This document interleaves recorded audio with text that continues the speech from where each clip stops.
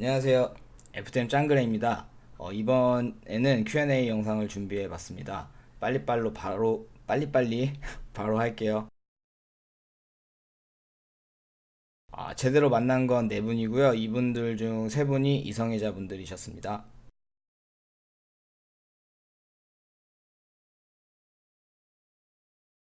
제가 생각할 수 있는 악플들에 대해서는 들었을 때 기분이라든지 제가 그 이미지 트레이닝이나 이런 거를 자주 하는 편 같아요.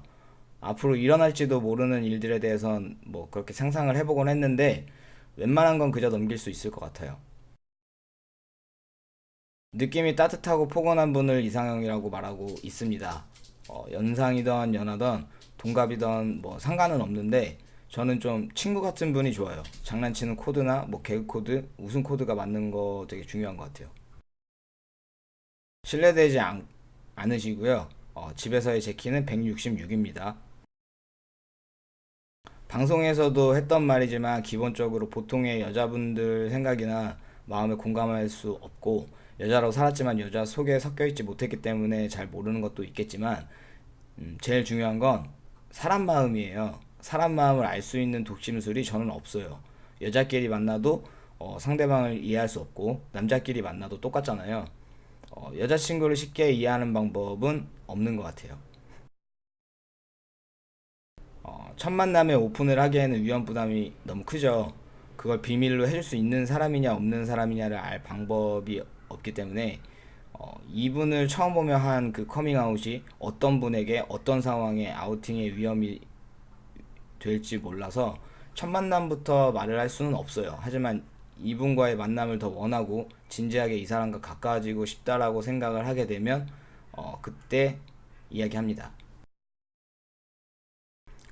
나도 노력하면 보통의 사람들처럼 살 수 있지 않을까 하고 상상은 해본 적이 있지만 상상만으로도 너무 괴로워서 실제로 만나보는 걸 도전한 적은 없어요.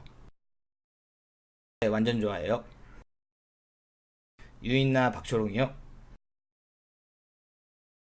정정 바로 후에는 같은 FTM 친구들과 이 얘기 저 얘기 하다 보니 이 생각들도 하던 때가 있었는데요. 중요한 건 여자분과 상의하고 결정해야겠죠. 전에는 어떤 식으로든 아이는 키우고 싶다였는데 지금은 이 생각도 바뀌었네요. 개인적으로는 할 수 있다면 그냥 사랑하는 사람이랑 둘만 생각하고 위하면서 그렇게 살고 싶어요.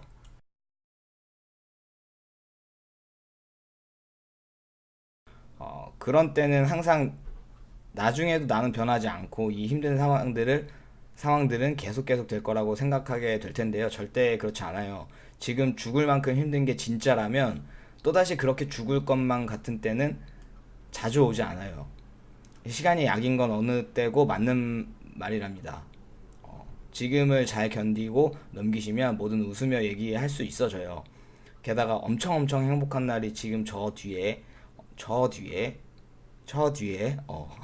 분명히 기다리고 있어요. 혹시 알아요? 꿈에 기다리던 사람이 나를 반길지, 정말 열정을 쏟아부을 일을 찾게 될지, 너무 기분이 좋아서 지금의 이때를 잘 넘긴 걸 잘했다 싶은 날이 분명 뒤에 있어요. 그러니까 힘내세요. 한마디를 하셨는데 길어져서 죄송합니다.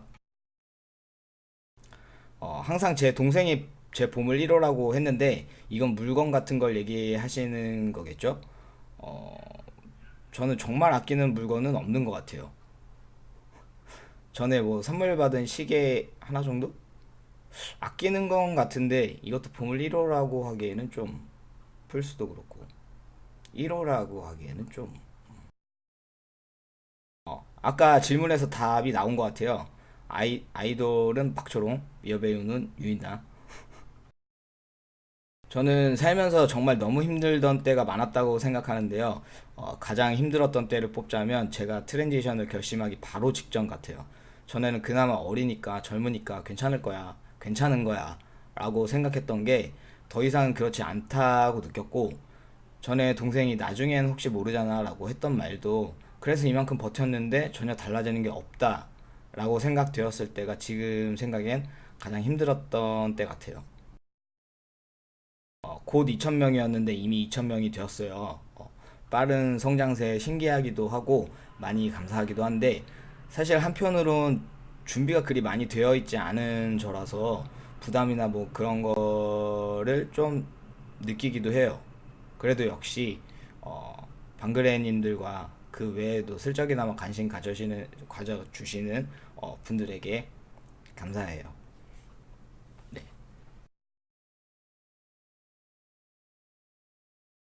증상은 영상에서 말씀드렸던 증상들이 있는데요. 사실 그걸 어떻게 조절해야 하는지를 몰라서 그냥 그대로 다 느끼며 지내요. 한 달에 한 번꼴로 그렇게 신체가 달라지는 게 느껴지지만 몇 년이 되다 보니 이제 뭐 어떻게 보면 익숙해져서 그냥 네, 그렇고요. 몸 관리는 사실 가끔 살이 좀 올랐다 싶을 때 다이어트하고 뭐 작심삼일이지만 간간히 운동하는 거 외에는 딱히 몸 관리를 하지는 않고 있어요.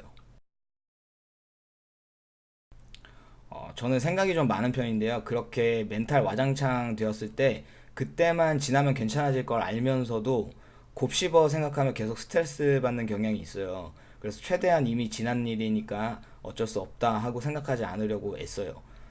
그러면서도 단순해서 뭔가를 할 때는 또 잠깐 잠깐 있는 편이라 뭐 노래 들으면서 걷던지 게임을 하든지 운동을 하든지 다른 걸 하면서 빨리 잊으려고 노력합니다. 그냥 계속 자버리려는 때도 있고요. 노하우라고 하기 좀 뭐한 것 같네요. 음, 그러게요. 어떤 여자에게 호감이 가는 걸까요, 대체? 그때그때 달라서 잘 모르겠어요. 전 왜 이런 류의 질문이 제일 어려울까요? 때때로 누군가의 말에 작은 건데도 자주 감동이나 위로를 좀 받는 편인 것 같은데요. 그중 가장은 위로와 조언 둘 다 동생이 해줬던 말인 것 같아요. 하고 싶은 대로 다 하고 다른 사람들로 인해 살기 힘들어지면 같이 외국 가서 살자와 그때 또 해줬던 말인데 진짜 멋있는 사람이 돼서 저와 같은 사람들이 보고 우와 저렇게 되고 싶다 하는 사람이 되려고 해 라는 말이었어요. 블루멀은 저도 잘 모르겠어요.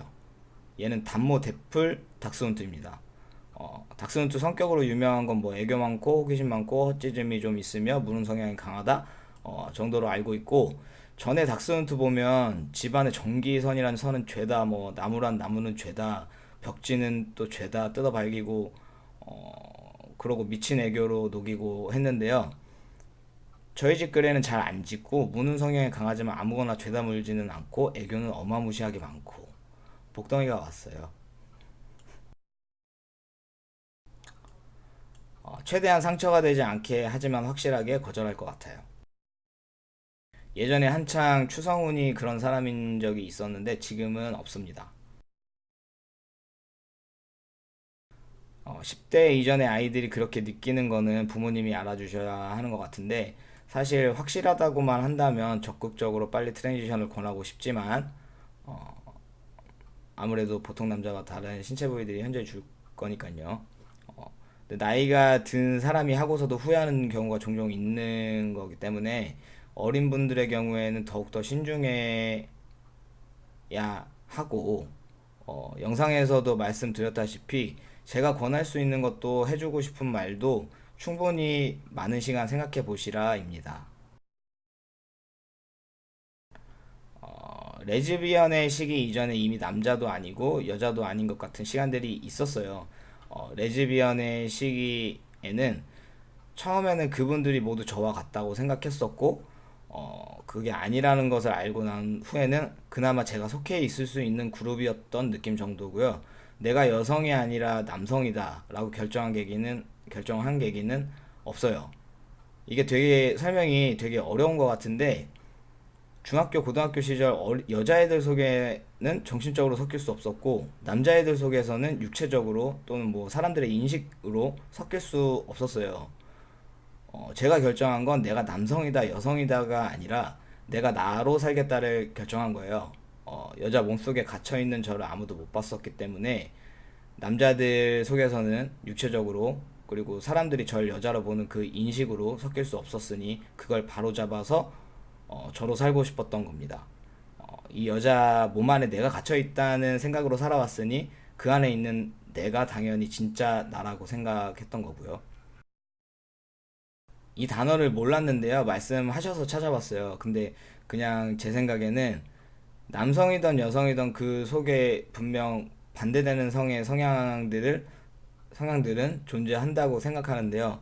남자분들 중에서도 여성스러운 부분들이 있고 여자분들 중에서도 남성스러운 부분들이 있으니까요. 제가 여자일 때 저를 누나나 언니로 호칭하는 것이 진짜 소름 끼치게 싫었던 것을 생각해 본다면 나를 누나나 언니로 부르는 것도 너무 싫고 그렇다고 오빠나 형이라고 부르는 것도 너무 싫은 건 무슨 느낌인지 저는 솔직히 100% 이해는 어려운 것 같아요. 키 166, 밖에 나갈 때는 168에서 170. 손은 일할 때 장갑을 보통 남자들은 라지 끼는데요. 저는 미디움이요. 발 사이즈는 240에서 245이지만 신발은 훨씬 크게. 전, 전장이라고 이렇게 전기 쪽 관련 일을 하고 있습니다. 나머지 질문은 대답을 이미 한 거니까 패스! 유튜브에서 생방하고 있고요. 금요일과 토요일 오후 10시 반에 하고 있습니다. 나중엔 병원이나 약의 도움을 받았어요. 그저 우울한 게 아니라 이건 우울증이다 싶으면 그건 혼자 힘으론 안 되니까 꼭 병원을 가보시는 게 좋습니다. 그 정도가 아니라면 아까 멘탈 와장창일 때 질문에 대답 같은 방법들을 총동원하고요. 그 외에 뭐 나중에 행복할 일들을 상상한다든지 지금의 우울함이 앞으로의 내 인생의 전부인 부분이 아니라는 것을 계속 느끼게끔 하려는 것 같아요. 아까 대답처럼 건강관리는 딱히 하고 있다라고 말할 수 있는 게 없고요. 스트레스가 좀 쌓였다 싶으면 간단하게 뭐 차에서 소리를 엄청 지른다든지 잠을 무진장 잔다든지 운동을 한다든지 아무도 없을 시간에 혼자 이어폰 꽂고 노래 열창하면서 몇 시간 걷는다든지 아무것도 안 하고 누워서 생각만 이렇게 몇 시간을 한다든지 동생 만나서 하소연하고 뭐 같이 이것저것 사면서 돈을 푼다든지 친구들 만나서 신나게 논다던가 뭐 여러 방법으로. 저는 잘생긴 적이 없는데 언제부터 잘생겼냐는 질문이 이상합니다. 네, 뭐 그리세요. 혼자 그려보신다는데 뭘 허락까지 받아요. 아직까지는 모르는 분이 뭐 갑자기 알아본 경험도 없고 같이 알고 지내던 분들이 제 유튜브를 본 것 같지도 않고 얼마 전에 한번 친구가 불러서 나갔는데 제 유튜브 구독하고 보시는 분이라고 해서 악수하고 뻘쭘해 하다가 들어온 적 있네요. 자주 이야기했던 건데요. 예전에 아프리카 방송할 때 즐거웠던 기억에 일도 잠시 접어두고 있을 때고 해서 시작했어요.